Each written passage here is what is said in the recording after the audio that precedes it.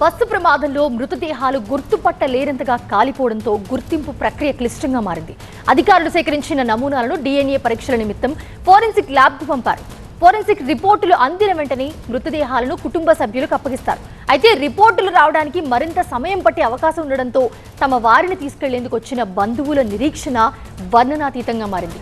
తమ వారు ఎవరో తెలియక DNA రిపోర్టుల కోసం బంధువుల కళ్లలో ఒత్తులు వేసుకుని ఎదురు చూస్తున్నారు.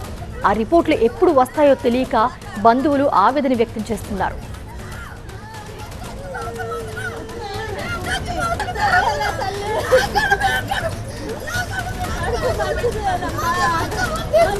మరోవైపు 14 మందిని బలికున్న మార్కాపురం బస్సు ప్రమాదంపై అధికారులు దర్యాప్తు ముమ్మరం చేశారు. ప్రమాదంపై కేసు నమోదు చేసిన పోలీసులు బస్సు డ్రైవర్ యువరాజ్ను ప్రధాన నిందితుడిగా చేర్చారు.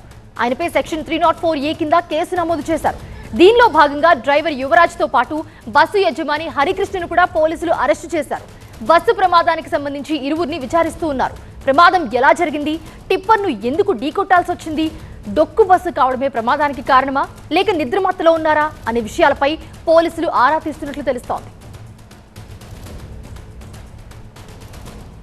ఇదే అంశానికి సంబంధించి మరిన్ని అప్డేట్స్ మా ప్రతినిధి ఫెరోజ్ అందిస్తారు. ఫెరోజ్, అసలు ప్రస్తుతం మృతదేహాల గురించి బంధువులు పడిగాపులు చూస్తుంటే ప్రతి ఒక్కరి కంట్లోంచి నీళ్లు వస్తున్నాయి.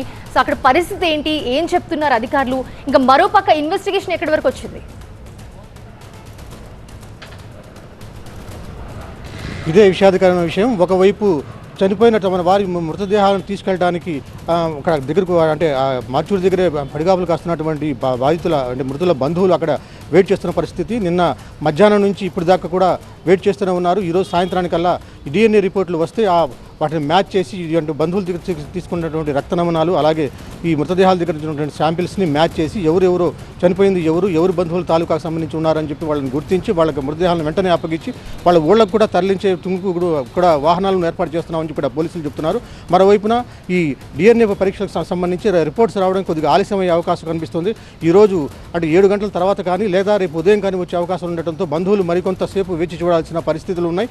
మరోవైపున ఈ కేసు అంటే ఈ సంఘటన పైన పోలీసులు కేసు నమోదు చేశారు. 304A కింద ఈ ప్రధాన నిందితుడిగా ఉన్నటువంటి ఈ బస్సు డ్రైవరు యువరాజ్ పైన కేసు నమోదు చేశారు. అలాగే ఈ బస్సు ఓనర్ ఎవరైతే ఉన్నారో ఈ హరికృష్ణను కూడా అదుపులోకి తీసుకుని ప్రశ్నిస్తున్నారు. ముఖ్యంగా డ్రైవర్ని ప్రశ్నిస్తున్నారు. డ్రైవర్ అయితే స్టీరింగ్ లాక్ అయిపోయింది కాబట్టి మేము ఈ బ్రేక్ వేసినా కానీ బండి ఆగలేదు, ఎదురుగా దూసుకెళ్ళిపోయింది. ఎదురుగా వస్తున్న టిప్పర్ని ఢీకొట్టడంతో ఆ టిప్పర్కి సంబంధించిన డీజిల్ ట్యాంక్ పేలి మంటలు వ్యాపించి దీంట్లో నా తప్పేం లేదని చెప్పి డ్రైవర్ చెప్తున్నా కానీ పోలీసులు ఎందుకంటే ఒకవేళ ఈ స్టీరింగ్ రాడ్ కనుక నిలిచిపోయి స్ట్రక్ అయిపోయి ఉంటే ఇట్లాంటి డొక్కు బస్సును ఎందుకు అనుమతించారు, ఎందుకు మీరు రెగ్యులర్గా దాన్ని చెకప్లు చేయట్లేదు, వీళ్ళు ఎక్కడంటే అరుణాచల్ ప్రదేశ్లో ఈ బస్సును రిజిస్టర్ చేసి ఇక్కడ దిగుతున్నారు. అరుణాచల్ ప్రదేశ్లో ఈ బస్సుకు ఫిట్నెస్ సర్టిఫికేట్ తీసుకున్నారా, తీసుకుంటే ఎప్పుడు తీసుకున్నారు, ఎప్పుడు దాకా దానికి టైం ఉందని చెప్పి కూడా వాళ్ళు ఆరా తీస్తున్నారు.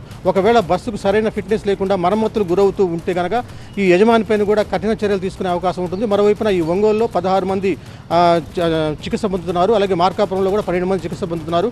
ఈ చనిపోయిన 14 మంది కాకుండా మరో 28 మంది ఇక్కడ ఆసుపత్రుల్లో చికిత్స పొందుతున్న పరిస్థితి. మొత్తం కూడా బస్సు ప్రమాదం జరిగే సమయంలో 42 మంది బస్సులో ఉన్నట్టుగా గుర్తించారు.